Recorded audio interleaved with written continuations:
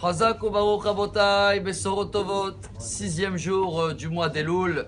Et vous savez que dans notre paracha, j'ai cherché combien de fois c'est marqué le mot aujourd'hui. Ça veut dire que si on va essayer de partager un message qui nous concerne aujourd'hui, pas que tout le mois et toute la période de travail, bah j'ai trouvé une seule fois.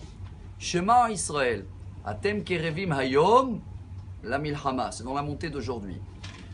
Ce qui veut dire, écoute Israël, tu es proche aujourd'hui à la guerre. Bon, bien sûr que dans la paracha, c'est des détails de guerre contre les ennemis.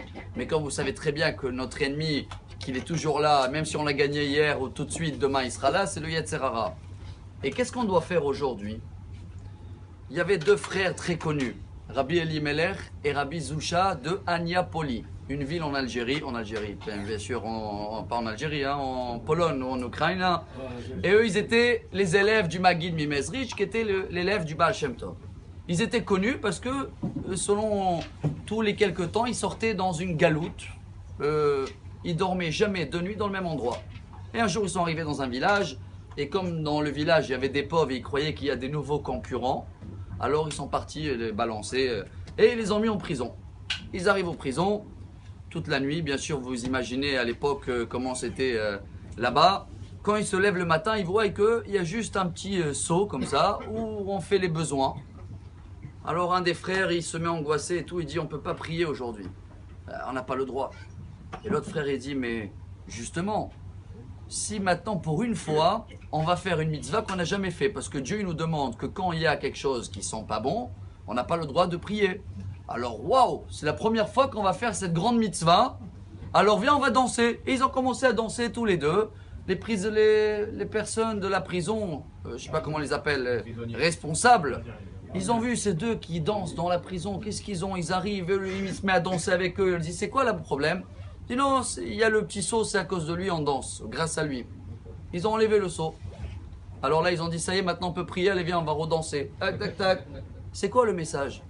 Il y a beaucoup de choses qui se présentent dans notre vie aujourd'hui. Mais nous, on va dire, d'accord, allez, j'ai fait les slihot, je vais prendre des bonnes décisions pour l'année prochaine. Je vais m'améliorer dans le Shabbat, si Dieu veut l'année prochaine, je vais... Pas l'année prochaine, Hayom, aujourd'hui, même s'il y a quelque chose que c'est pas ton plan. On va terminer avec le maître à eux, 2 générations avant ces 2 rabbins, c'est le Baal Shem Tov. Une fois, il y avait quelqu'un qui l'a économisé toute l'année de l'argent pour aller le voir à Kippour.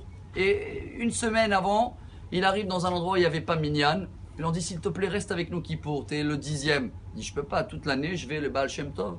Et après Kippour, le Baal Shem Tov, même pas il le calcule, il le dit, ton tikkun, c'était là-bas, t'étais le 10e.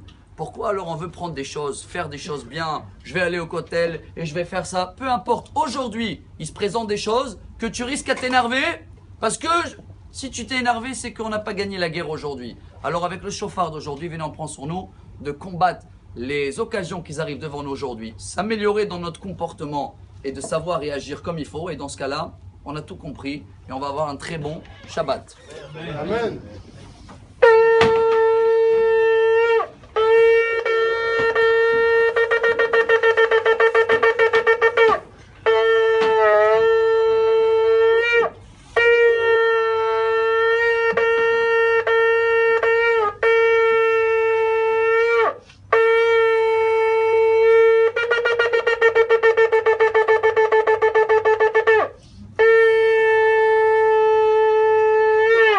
Amar Rabbi Elazar.